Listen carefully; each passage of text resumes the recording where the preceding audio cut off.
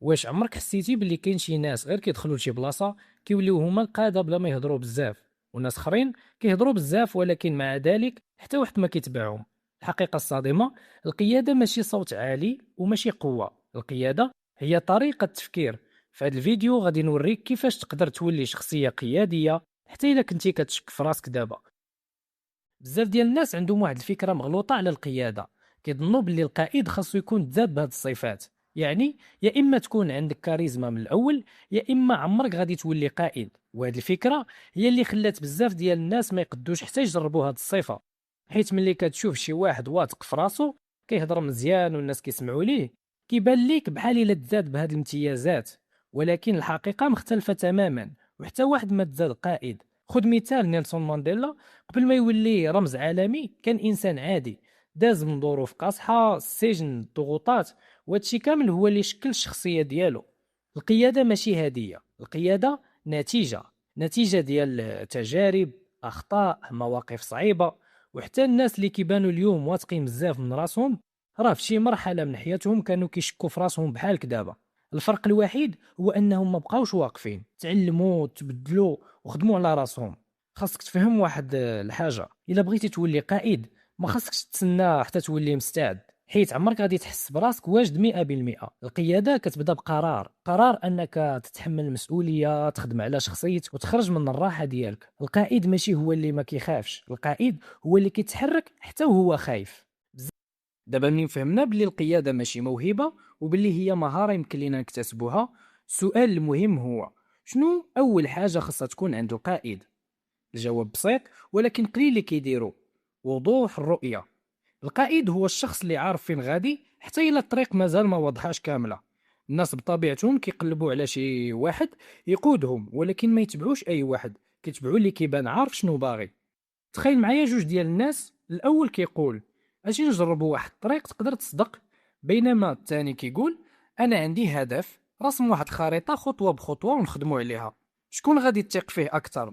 وشكون غادي تبغي تمشي معاه؟ حتى الا الثاني ما عارفش كل التفاصيل، غير الوضوح ديالو كيخليه يبان قائد. بزاف ديال الناس باغيين يكونوا قادة ولكن ما عندهم حتى فكرة على شنو باغيين، شنو الهدف ديالهم، ولا شنو الرسالة ديالهم، وكيبقاو تايهين وكيتسناو الناس يتبعوهم.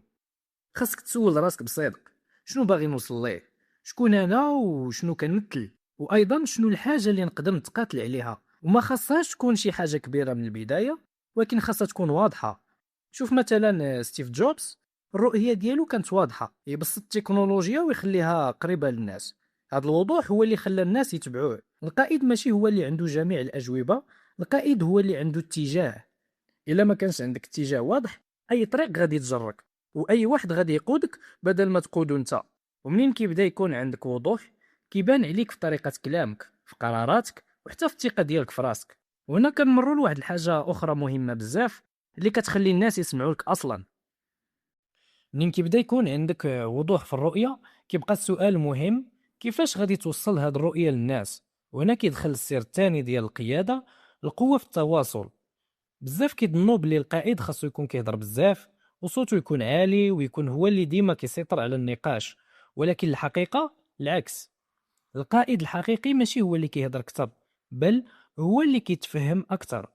التواصل ماشي غير كلام، التواصل هو كيفاش كتسمع، كيفاش كتفهم، وكيفاش كتوصل الفكرة بطريقة بسيطة. نرجعوا لستيف جوبز، ما كانش كيهضر بزاف ولكن ملي كيهضر كيبسط الفكرة لدرجة أي واحد يفهمها، وهذا الشيء هو اللي خلى الناس يثيقوا فيه.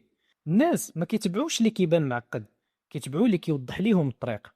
جرب دير هاد الحاجة، قبل ما تهضر سول راسك: واش هاد الكلام غادي يفيد اللي قدامك ولا غير بغيتي تبان بصورة زوينة؟ القائد ما كيهضرش باش يبان، كيهضر باش يوصل. وحتى الانصات قوة كبيرة. ملي كتسمع الناس مزيان كتحسهم بالقيمة وكتفهمهم اكثر وكتولي كتعرف كيفاش كتهضر معاهم. وهنا كيبداو الناس يقربوا ليك ويبداو يثقوا فيك اكثر. التواصل القوي كيخلق الثقة، والثقة هي اساس القيادة.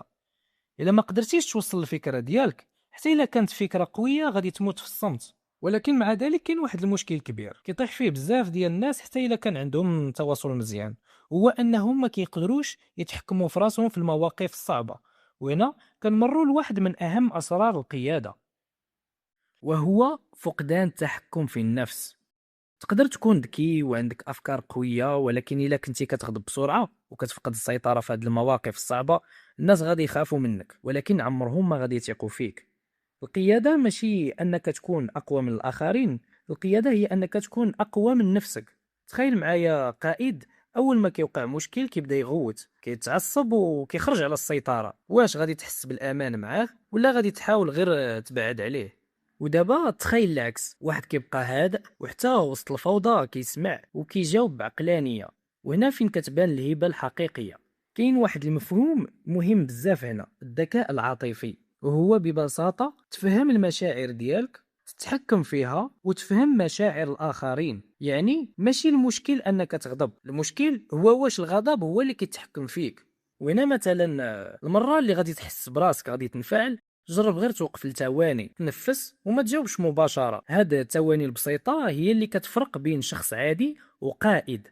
القائد ما كيخليش المشاعر تقوده، هو اللي كيقودها. حيت أقوى إنسان ماشي هو اللي يقدر يغلب الآخرين، أقوى إنسان هو اللي يقدر يتحكم في راسه. ومنين كيبدا يكون عندك هاد التحكم، الناس كيبداو يشوفوك بطريقة مختلفة. ولكن كاين مستوى آخر هو اللي كيخلي الناس ماشي غير يسمعوا ليك، ولكن حتى يتبعوك بلا تردد، وهو انك تولي قدوة. خاصك تفهم واحد الحقيقة مهمة، الناس ما كيتبعوش كلامك، الناس كيتبعوا افعالك. تقدر تبقى تهضر على الانضباط، الخدمة، التركيز، ولكن الا ما بانوش في حياتك، كلامك غادي يبقى غير كلام وصافي. هنا القائد الحقيقي هو اللي كيطبق قبل ما يهضر. مثال ديال غاندي، ما كانش غير كيهضر على السلام، كان كيعيش به. وهذا الشيء هو اللي خلى الناس يتبعوه بالإرادة ديالهم. وقفة صغيرة وسريعة على هاد شخصية غاندي، اللي كان زعيم في الهند وكان عنده دور كبير في استقلال الهند على الاستعمار البريطاني. واللي يميزه هو أنه كان كيدافع على فكرة مهمة بزاف، المقاومة بلا عنف. كان كيآمن باللي القوة ماشي في العنف، ولكن في الصبر والانضباط والتمسك بالمبادئ. والطريقة قدر يجمع الملايين ديال الناس ويدير ضغط كبير حتى خدات الهند الاستقلال. دابا سول راسك، واش إلا شي واحد شاف حياتي غادي يقتنع بالكلام اللي كنقول؟ إلا كان الجواب لا، فراه خاص الخدمة تبدا من هنا. القيادة ماشي أنك تقول للناس شنو يديروا، القيادة هي أنك توريهم كيفاش يديروها. إلا بغيتي الناس يسمعوا ليك، وريهم أفعالك قبل من كلامك. ولكن كاين واحد الخطأ خطير كيوقعوا فيه بزاف ديال الناس ملي كيبغيو يطبقوا هاد الشيء. أكبر خطأ هو أنك تحاول تبان قائد، كتبدا تصنع الثقة وكتحاول تفرض السيطرة وكتبغي الناس يسمعوا ليك بقوة. ولكن الناس كيشوفوا هذا الشيء بسرعة وكيبان لهم فقط تمثيل، تصنع وحتى عدم الصدق. القيادة ماشي دور كتلبسو، القيادة شخصية كتبنيها. إلا كنتي غير كتحاول تبان قوي، الناس غادي يحسوا بالضعف ديالك. ولكن إلا خدمتي على راسك بصح، القوة غادي تبان بوحدها. القيادة ماشي أنك تفرض على الناس يتبعوك، القيادة هي أنك تخليهم يبغيو يتبعوك. ودابا بعد هادشي كامل، إلا بغيتي تولي شخصية قيادية، ما تبداش بالناس، بدا براسك. خدم على وضوحك، تواصلك، تحكم في النفس ديالك وافعال ديالك. مع الوقت غادي تلاحظ واحد الحاجه غريبه، الناس كيبداو يسمعوا ليك، كيثيقوا فيك وكيبغيوك بلا ما تطلب هذا الشيء. حيت القائد الحقيقي ما كيجريش ورا الناس، الناس هما اللي كيجريو وراه. واحد الامر مهم جدا تعمدت انني ما نتكلمش عليه، وبغيت نخليكم نتوما اللي تهضروا عليه في التعاليق. شنو هما الاسباب ولا المعيقات اللي كتمنع على الانسان انه يكون شخص قيادي؟ مهم الى عجبك الفيديو وبغيتي تطور راسك وتولي نسخة اقوى، دير واحد لايك وشارك الفيديو مع شي واحد محتاج يسمع هذا الكلام، واشترك معنا باش تولي فرد من هذه القناة. اخوكم عز الدين، تحياتي لكم.